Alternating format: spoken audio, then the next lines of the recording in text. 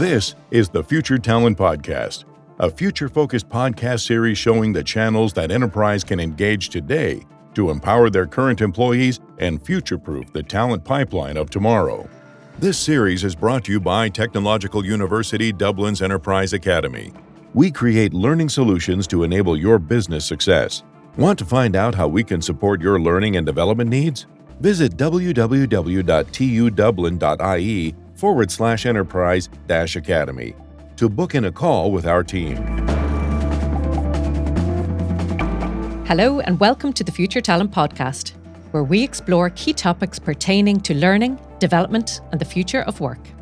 And today, to help us understand more about the skills-first approach to talent recruitment and development, we are delighted to be joined by Kate O'Sullivan, Senior Director of EU Public Policy and the Economic Graph at LinkedIn.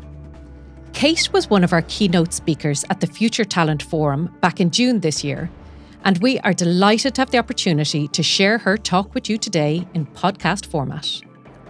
In this episode, you will hear Kate explain the benefits to organisations and society more broadly in moving to a skills-first strategy. That is, where companies hire and promote talent based on their skills rather than, say, their job title or what school they attended. You will hear Kate share significant statistics on how a skills-first strategy can create a more diverse and inclusive workforce. And she also does a deeper dive into the statistics for women in leadership. And she unpacks the story these statistics tell us about the Irish workplace today. Most of us in employment use LinkedIn in some form or another, so it is very interesting to hear about LinkedIn's economic graph and what these stats and usage patterns tell us about the fast-changing workplace of today and the near future.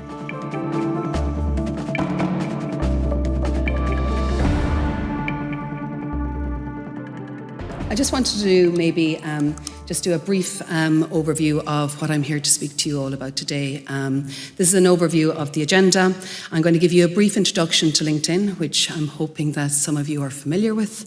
But I'm going to do that just to ground and set the context for the economic graph and what the economic graph does and why it is meaningful for the skills-first conversation. Then I'm going to move on to some recent research we did in terms of embracing a skills-first approach. Why that helps achieve equity in the workplace. And then I'm going to very briefly touch on digital and how a skills-first approach can help in digital strategies for companies. So just by way of introduction, LinkedIn was formed in 2002. It's headquartered in Sunnyvale, California. It was acquired in 2016 by Microsoft. And at the time, Microsoft announced that it was going to allow LinkedIn to retain its distinctive brand, culture, and identity. And that's something that still remains true to today. We have over 20,000 employees in 30 cities globally. Dublin represents our EU headquarters. We have over 2,300 staff based there, and it is the largest campus outside the States. LinkedIn and the LinkedIn platform is available in 27 languages in 200 countries. And we have 930 million members on our platform. And I'll come back to that in a moment. Just a brief overview of our vision and mission, because I think that grounds a lot of the work that Shane and I do in the Economic Graph team. But in LinkedIn, our vision is to create economic opportunity for every member of the global workforce. And our mission is to connect the world's professionals to make them more productive and successful. And that really has been our vision mission since the founding days of the organisation. And it really informs the approach we take to all product development, both from a member standpoint and from a business standpoint for our customers. Great. So economic opportunity, just briefly speaking, we have two main cohorts of individuals that we would serve, or organisations that we would serve, our members, which I'll speak about in a moment, and in organisations. So why do people come to LinkedIn? Well, first off, I should say that LinkedIn is a real identity social professional network. It is very focused on the world of work, and members show up online very much how they would in the physical or the real world. So conversations on the platform are all related to the world of work, all related to the world of professionalism. And workers and members typically come to LinkedIn for four main reasons. One, they come to find their next play, which is the LinkedIn term for finding their next job. They come to stay informed, they come to reskill or upskill, and they come to network, either network with their existing network or to grow their network. So as I said, conversations tend to be very, very professional. I suppose members on the platform are very mindful that what they say and do online can be seen by their colleagues and their future bosses as well as their current bosses. From an organisational standpoint, and I'm imagining we work with a number of you, and if we do, thank you for your business.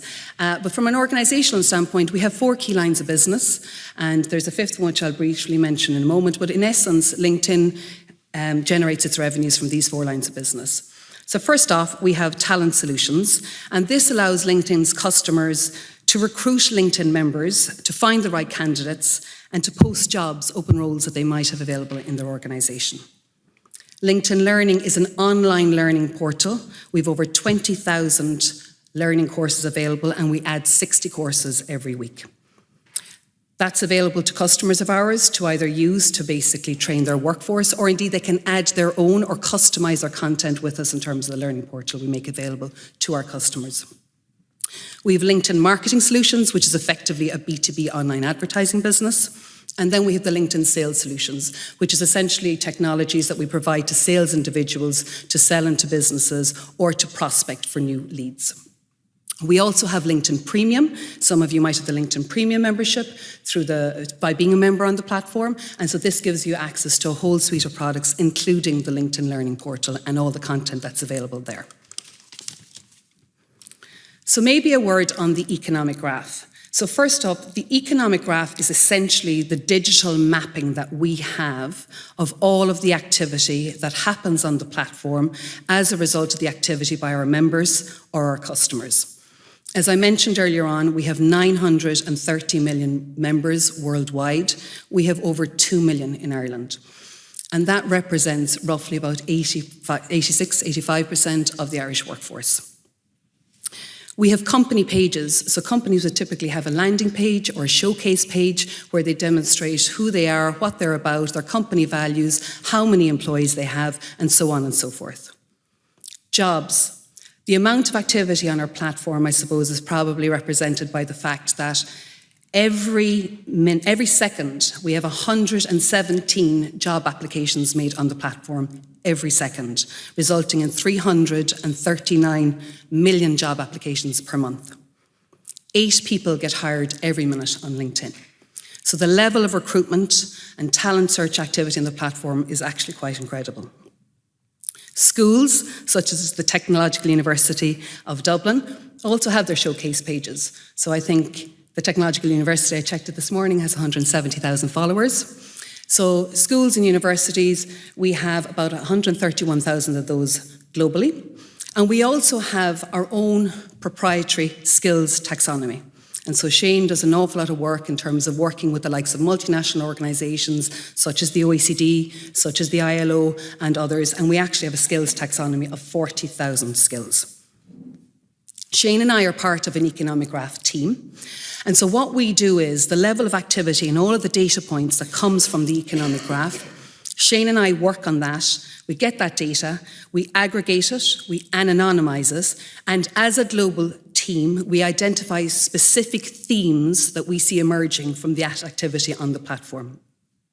And essentially what we do is we partner with policymakers and governments to share data insights with them so they can be better informed about policy decisions they might be taking in a whole range of areas, whether it's skills policy, educational policy, or labour market policy.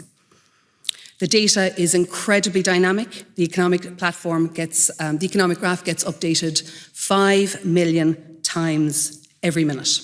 And so the data is incredibly dynamic, it's very granular, and very often it's very complementary to a lot of the official statistics that might exist out there. So I'm here today to share some of the data insights resulting on recent work we've done, as well as some past work from the economic graph team, and hopefully that's helpful for you in your conversations today. Alrighty, so embracing a skills-first approach. In your introductory remarks, Claire, you spoke about the shocks that we have gone through as an economy and as a labour market over the past number of years, and it has been really quite incredible. And notwithstanding all of that, we're living in times where there's an incredibly tight labour market circumstances.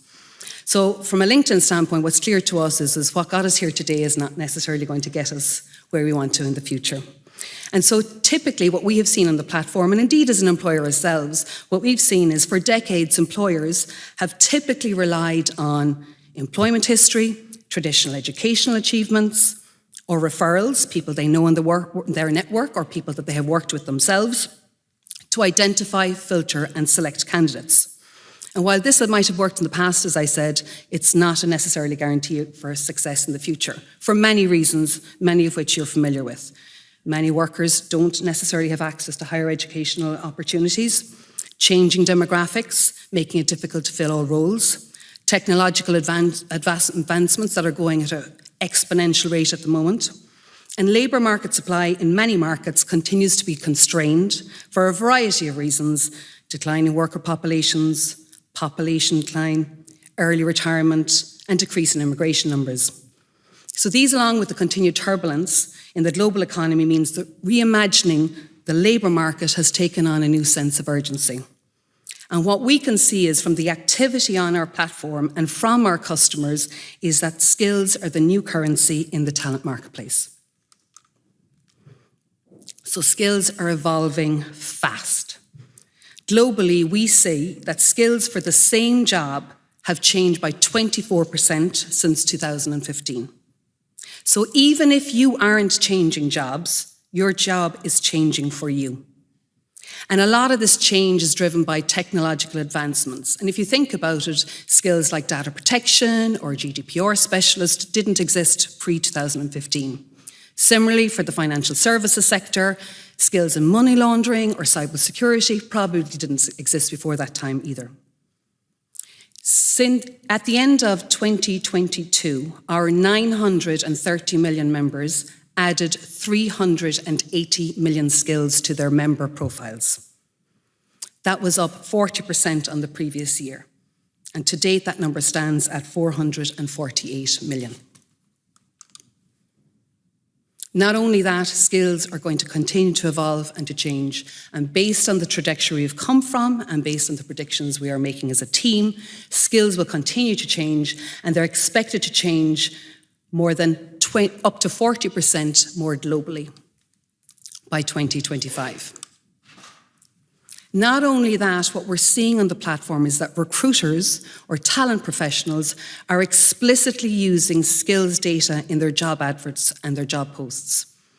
And that is up 12% on the previous year. So given this and given that level of activity we saw on the platform, Shane and I and the global team, we said, you know what, why don't we take a look at the skills first approach and see if we were to look at what would be the benefits to the global labour markets if recruiters, employers were to take a skills first approach, what benefits or what results would that yield? And so at the end of last month, we launched our Skills First report with EU Commissioner Schmidt, who is the Commissioner for Jobs and Social Rights in Brussels. And we launched our global report. It's a report of 49 countries and looks at the Skills First approach across a range of sectors and industries. And the key takeaways from the report, I'm going to give you the answers first before I walk you through them. So the key findings from the report are: 1, Skills First approach expands the talent pool from an employer or recruiter standpoint. 2, Skills First approach democratizes access to opportunity for job seekers, resulting in 3, a labour market and a workforce that is more diverse, more equitable, and more resilient. So what is a Skills First approach? A Skills First approach is one that looks at candidates' skills and experience potential first and foremost, rather than if they have a degree or a specific title. And I'm going to say up front, that is not to say that there will always be need for formal qualifications in highly regulated industries or certain sectors such as healthcare or education or otherwise. But in the main, Skills First approach, when you apply it to the broad suite of jobs, and even in those highly regulated sectors, yields benefits that are beneficial to all. So the key findings in the report were that a Skills First approach results in a 9.4x increase on average globally in eligible workers across the globe. That's nearly a 10-fold increase in the number of candidates that would be included in a talent pool and for consideration than might have been otherwise. So this is a busy slide, so I'm going to spend a little bit of time on this. Not only that, that tenfold increase is actually higher in some markets and in some industries, and significantly so. But regardless of where it hits on the range, what we can see based on our data is that a skills-first approach results in an expansion of the talent pool regardless of the level of the expansion. So for the European market, standouts here are you'll see an 11-fold increase in markets such as Spain, Netherlands and Italy, a 9-fold increase in Germany, a 6-fold increase in Ireland, which is actually the European average across the European Union. Likewise, we observed significant variation within the talent pool for specific jobs within specific sectors for these countries. And so I'm going to just bring this to life a little bit by way of an example. So for example, in Italy, if you're hiring for a digital marketing manager, your talent pool is increased by 26 times if you take a skills-first approach. And this is because the relevant skills associated with the job, such as digital marketing, web analytics, online advertising, are common across other jobs.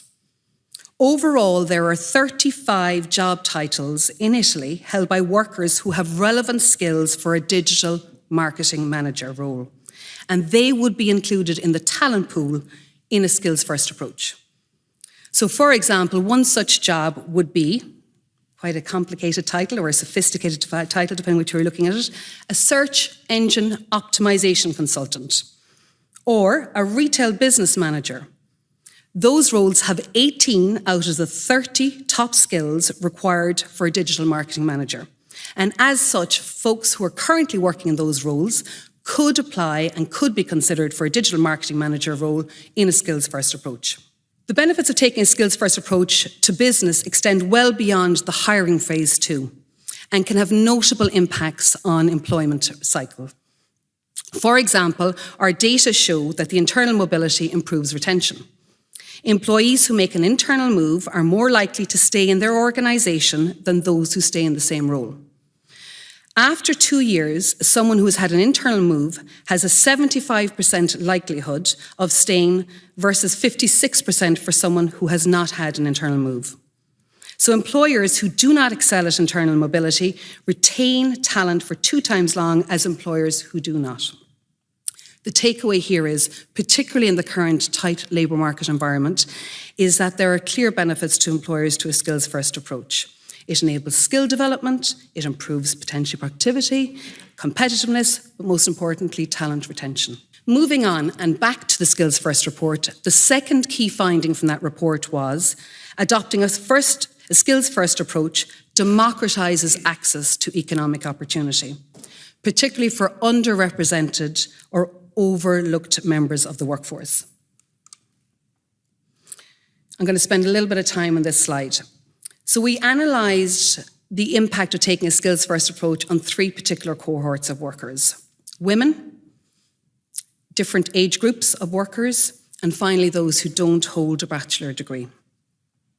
So first off, we looked at women and we found that for male-dominated occupations, a skills-first approach could help increase the talent pool for women by up to 24%.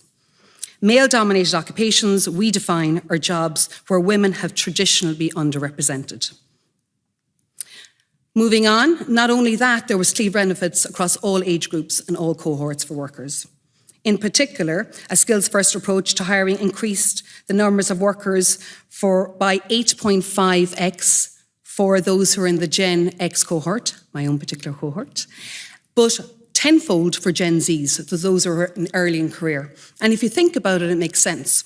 If you adopt a skills-first approach and you don't focus on previous job experience, if you don't focus on job titles, the Gen Zers, the folks who are just entering into the marketplace, don't necessarily have those data points to prove that they have the skills qualified to do the job.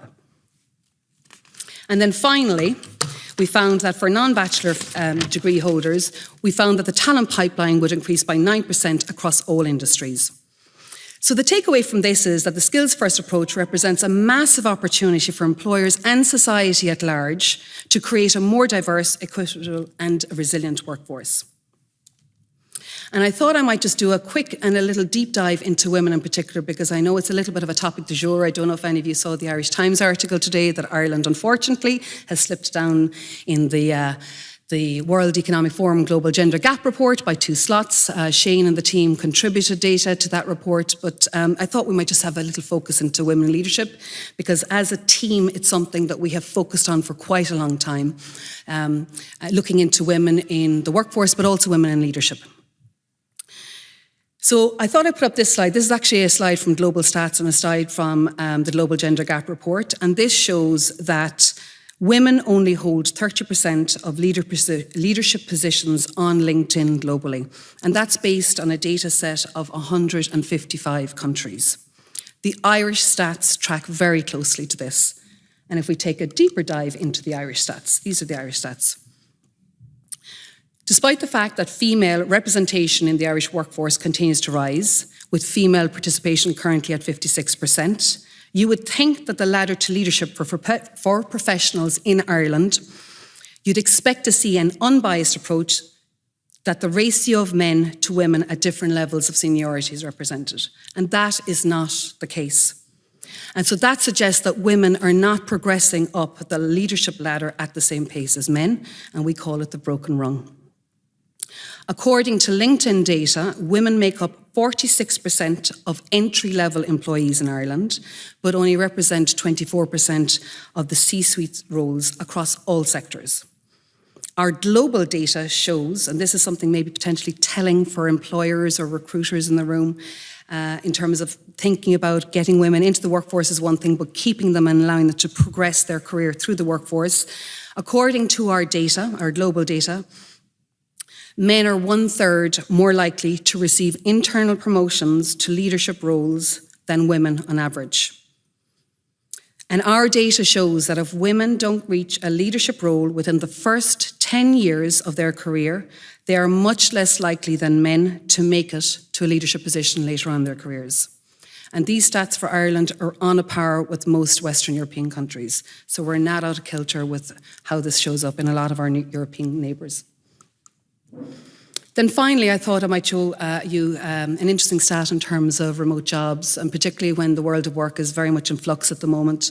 There are also opportunities too beyond a skills-first approach in terms of looking at remote jobs and how women are 24% more likely to apply for remote jobs than men. So again, there's another opportunity there to get women to get them into the workforce, but to also keep them in the workforce. Moving on, I have just 2 final slides, and I think they're probably quite relevant given Claire's introductory remarks, so I'm very happy to hear that. I just thought that I would show maybe some and share some stats with you with regards to skills-first approach to digital and some of the data that we're seeing in the platform as it pertains to the digital sector. So our data shows that much of the job growth today is coming from 2 particular sectors, green and digital.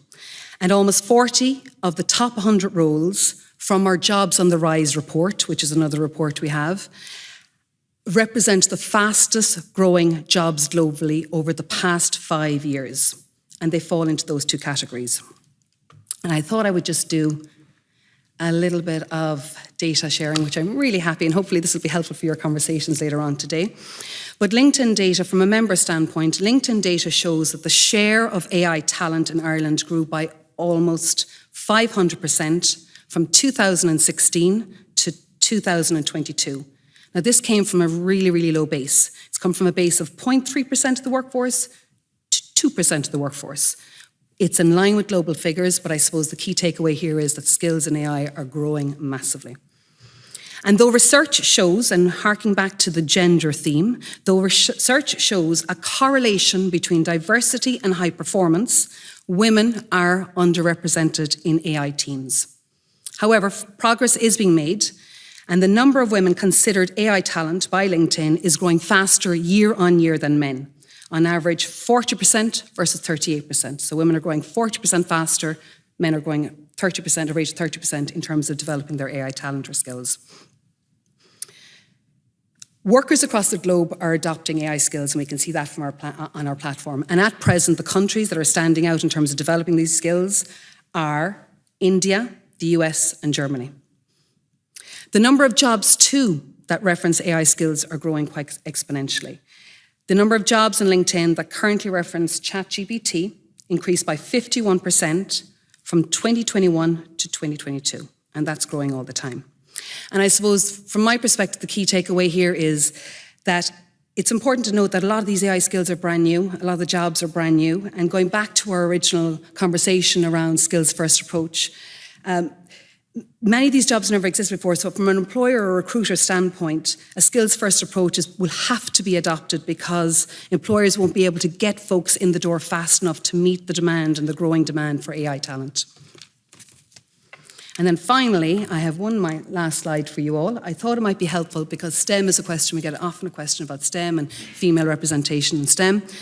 And this is some data that was published in the Global Gender Gap Report, which was published yesterday by WEF. So this is fresh off the press, so to speak.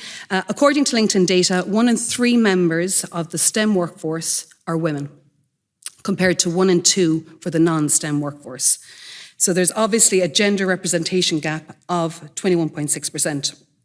I have to say, when I saw these stats, I think this slide tells a million stories, to be quite honest with you, because I thought that, oh wow, I would not have guessed that there is a 30% on average rate of women in the AI workforce, which is great. Obviously not great when you think about our earlier slide, whereby women represent about half of the entry-level positions in the workforce. They represent about a third in terms of middle management and only a quarter in C-suite. So when you think about it from that perspective, a 30% rate, while great, is not good enough when you think about bringing women through the talent pipeline. But nonetheless, I think it's very important there's an old adage that if it doesn't get noted or tracked, it won't get measured. So I think it's very important, and particularly from an Ireland Inc. standpoint, in terms of how we rely on the tech sector, but also rely on AI. And if we want to remain competitive, it's very, very important we keep an eye on not just STEM for women, but STEM overall as a topic through the labour market conversation. And with that, I am going to do a brief sum up to say, hopefully I have shared some insights that will provide food for thought for the conversation later on. Hopefully it's demonstrated that there's a massive, massive paradigm shift to skills first, and that the findings and the insights in the report demonstrate there's a massive shift in how workers and recruiters are employing and looking at skills.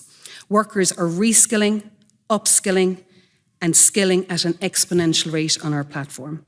Recruiters too, if you remember the stat of 45%, are starting to use skills more and more in their job ads. From the findings in our report, we believe a skills-first approach can be of huge benefit to employers. By using a skills-first approach in talent search, businesses can achieve a more focused hiring strategy and build a more resilient, more diverse, more equitable, and more engaged workforce. Thank you very much. So there you have it. There is a huge shift in skills development, with the need for workers to continuously reskill or upskill throughout their careers. A statistic that stood out to me is how employers can increase talent retention if they can create opportunities for their staff to forge new and alternative career paths within the organisation. I think, given that it takes a significant investment to train up new talent, as in even just to understand the organisation's culture and processes, it makes sense to keep that person. But to do so, employers need to show how the employee can evolve, offering career paths within their organisation, rather than training them up to leave. If workplaces can create skills development opportunities within the organisation that are tied to a progressive internal career path, they will create a dynamic, growth mindset culture for all their employees. If your organisation would like to learn more about how TU Dublin could support your learning and development needs, why not reach out to the Enterprise Academy to book in a call?